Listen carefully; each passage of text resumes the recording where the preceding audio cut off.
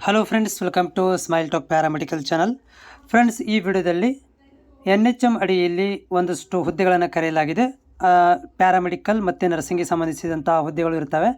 ಇದು ಎಲ್ಲಿ ಕರೆದಿದ್ದಾರೆ ಅಂತಂದರೆ ಜಿಲ್ಲಾ ಆರೋಗ್ಯ ಮತ್ತು ಕುಟುಂಬ ಕಲ್ಯಾಣ ಅಧಿಕಾರಿಗಳ ಕಾರ್ಯಾಲಯ, ಉತ್ತರ ಕನ್ನಡ ಜಿಲ್ಲೆ, ಕಾರವಾರ. ಸೊ ಉತ್ತರ ಕನ್ನಡ ಜಿಲ್ಲೆ ಕಾರವಾರದಲ್ಲಿ DH ಆಫೀಸ್ ವತಿಯಿಂದ ಈ ಒಂದು ನೋಟಿಫಿಕೇಷನ್ 29ನೇ ತಾರೀಕಿಗೆ ಜಾರಿಯಾಗಿರುವಂಥದ್ದು. ಇಲ್ಲಿ ಒಂದಷ್ಟು ಹುದ್ದೆಗಳನ್ನು ಕೊಟ್ಟಿದ್ದಾರೆ NHM ಅಡಿಯಲ್ಲಿ. ಏನಪ್ಪ, ನೇಮಕಾತಿ ಮತ್ತು ಗುತ್ತಿಗೆ ಆಧಾರದ ಮೇಲೆ ನೇಮಕಾತಿ ಮಾಡಿಕೊಳ್ಳಲಿಕ್ಕೆ.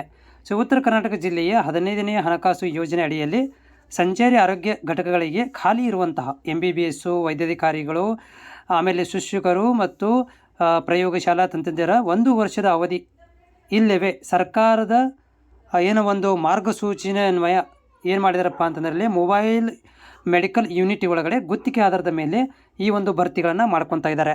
ಸೊ ಹುದ್ದೆಗಳು ಈ ರೀತಿಯಾಗಿದ್ದಾವೆ. ಒಂದೇನಪ್ಪ ಅಂದರೆ MBBS ಆದವರಿಗೆ ವೈದ್ಯಾಧಿಕಾರಿಗಳು 6 ಹುದ್ದೆಗಳನ್ನು ಕೊಡಲಾಗಿದೆ. ಓಕೆ, ವೇತನ ಇಲ್ಲಿ ಸರ್ಕಾರ ನಿಗದಿಪಡಿಸಿರುವಂಥ ವೇತನ ಇರುತ್ತೆ ಅಂತ ಹೇಳ್ತಾ ಇದ್ದಾರೆ. 65 ವರ್ಷಕ್ಕಿಂತ ವಯಸ್ಸು ಮ್ಯಾಕ್ಸಿಮಮ್ ಇರಬೇಕು, MBBS ಆಗಿರಬೇಕು ಅಂಥವ್ರುಗಳಿಗೆ ಕೊಡ್ತಾ ಇದ್ದಾರೆ.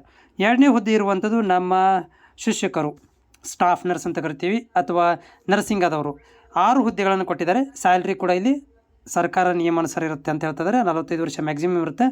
ಇಲ್ಲಿ BSc ನರ್ಸಿಂಗ್ ಅಥವಾ GNM ನರ್ಸಿಂಗ್ ಕಂಪ್ಲೀಟ್ ಆಗಿರಬೇಕು. 2 ವರ್ಷದ ಸರ್ಕಾರಿ ಆಸ್ಪತ್ರೆಗಳಲ್ಲಿ ಅಥವಾ ಖಾಸಗಿ ಆಸ್ಪತ್ರೆಗಳಲ್ಲಿ KPME ನೋಂದಣಿಯಾಗಿರುವಂಥ ಆಸ್ಪತ್ರೆಗಳ ಅನುಭವವನ್ನು ಹೊಂದಿರಬೇಕು ಅಂತ ಹೇಳ್ತಿದ್ದಾರೆ. ಹುದ್ದೆಗಳು 6 ಕೊಟ್ಟಿದ್ದಾರೆ. ಜೊತೆಗೆ ಇಲ್ಲಿ ವರ್ಗೀಕರಣ ಕೂಡ ಮಾಡಿದ್ದಾರೆ, ರೋಸ್ಟರ್ ಕೂಡ ಮಾಡಿದ್ದಾರೆ. ಆಮೇಲೆ ಸ್ಥಳ ಎಲ್ಲಿದೆ ಅಂತಂದರೆ ಅಂಕೋಲದಲ್ಲಿ ಹುದ್ದೆ ಕೆಲಸ ಮಾಡಬೇಕು. ಹಳಿಯಾಳ, ಜೋಯಿಡಾ, ಶಿರಸಿ, ಯಲ್ಲಾಪುರ, ಹೊನ್ನಾವರ ಸಂಚಾರ ಆರೋಗ್ಯ ಘಟಕಗಳಲ್ಲಿ ಕೆಲಸ ಮಾಡಬೇಕಾಗತ್ತೆ. ಆಮೇಲೆ ನೆಕ್ಸ್ಟ್ ಇರುವಂಥದ್ದು ಪ್ರಯೋಗಶಾಲಾ ಲ್ಯಾಬ್ ಟೆಕ್ನಾಲಜಿಸ್ಟ್ 6 ಹುದ್ದೆಗಳನ್ನು ಕೊಟ್ಟಿದ್ದಾರೆ. ಸ್ಯಾಲ್ರಿ ಕೂಡ ಒಂದು NHM ಅಡಿಯಲ್ಲಿ ಏನೋ ಸ್ಯಾಲ್ರಿ ಇರುತ್ತೆ ಅದರ ಮೇಲೆ ಬೇಸ್ ಮೇಲೆ ಕೊಡ್ತಾರೆ. ಇಲ್ಲಿ ಏನಿದೆ ಅಂತಂದರೆ SSLC ಮೇಲೆ DMLT ಕಂಪ್ಲೀಟ್ ಆಗಿರಬೇಕು, ಅಥವಾ PUC ಮೇಲೆ DMLT ಕಂಪ್ಲೀಟ್ ಆಗಿರಬೇಕು. ಅದು 2 ವರ್ಷ ಎಕ್ಸ್ಪೀರಿಯೆನ್ಸನ್ನು ಹೊಂದಿರಬೇಕು ಅಂತ ಹೇಳ್ತಾ ಇದ್ದಾರೆ. ಜೊತೆಗೆ ಇಲ್ಲಿ ನೋಂದಾಯಿತ ಆಸ್ಪತ್ರೆಯಲ್ಲಿ ಅಥವಾ ಸರ್ಕಾರಿ ಆಸ್ಪತ್ರೆಗಳಲ್ಲಿ ಏನು ಮಾಡಿರಬೇಕು, ಎಕ್ಸ್ಪೀರಿಯೆನ್ಸನ್ನು ಹೊಂದಿರಬೇಕು. ಜೊತೆಗೆ ರಿಜಿಸ್ಟ್ರೇಷನ್ ಕೂಡ ಆಗಿರಬೇಕು, ಅಂದರೆ ಡಿಪ್ಲೊಮಾ ಸರ್ಟಿಫಿಕೇಟನ್ನು ಹೊಂದಿರಬೇಕು. ಅದ್ರ ಜೊತೆಗೆ ಇನ್ನೊಂದು ಏನು ಥಿಂಗ್ಸ್ ಅಂತಂದರೆ ಇಲ್ಲಿ ಎಲ್ಲಿ 6 ಹುದ್ದೆಗಳನ್ನು ವರ್ಗೀಕರಣ ಮಾಡಿದಾರಲ್ಲ, ಸೊ ಅಂಕೋಲ, ಹಳಿಯಾಲ, ಜೋಯಿಡಾ, ಸಿರ್ಸಿ, ಯಲ್ಲಾಪುರ, ಹೊನ್ನಾವರದಲ್ಲಿ ಕೂಡ ಇಲ್ಲಿ ಕೆಲಸ ಮಾಡಲಿಕ್ಕೆ ರೆಡಿ ಇರಬೇಕು ಅಂತ ಹೇಳ್ತಾ ಇದ್ದಾರೆ. ಆಮೇಲೆ ವೆರಿ ಇಂಪಾರ್ಟೆಂಟ್ ಥಿಂಗ್ಸ್ ಏನಂತಂದರೆ ಇಲ್ಲಿ ಕೆಲಸವನ್ನು ಮಾಡಲಿಕ್ಕೆ, ಓಕೆ, ಸೊ ಕೆಲಸವನ್ನು ಮಾಡಲಿಕ್ಕೆ ನೀವು ಆ ಒಂದು ಪ್ಲೇಸಲ್ಲಿ ರೆಡಿ ಇರಬೇಕು. ಜೊತೆಗೆ ಇಂಟ್ರ್ಯೂ ಸ್ಥಳ ನೋಡಿರಿ, ಅರ್ಜಿ ವಿತರಿಸುವ ಸ್ಥಳ ನೀವು ಆನ್ಲೈನ್ ಮುಖಾಂತರ ಇರೋದಿಲ್ಲ. ಇದು ನೀವು ಅಲ್ಲೇ ಹೋಗಿ ಏನು ಮಾಡಬೇಕು, ಅರ್ಜಿಗಳನ್ನು ತೊಗೋಬೇಕಾಗತ್ತೆ. ಜಿಲ್ಲಾ RCH ಅಧಿಕಾರಿಗಳ ಕಚೇರಿ, ಜಿಲ್ಲಾ ಆರೋಗ್ಯ ಮತ್ತು ಕುಟುಂಬ ಕಲ್ಯಾಣ ಅಧಿಕಾರಿಗಳ ಕಚೇರಿ, ಸಭಾಂಗಣ, ಕಾರವಾರ. ಸೊ ಕಾರವಾರದಲ್ಲಿ ಏನು ಮಾಡ್ತಾರೆ ಅಂತಂದರೆ ಇಲ್ಲಿ ಅರ್ಜಿಗಳನ್ನ ವಿತರಣೆ ಮಾಡ್ತಾರೆ, ಅಲ್ಲಿ ಹೋಗಿ ತೊಗೋಬೇಕಾಗತ್ತೆ.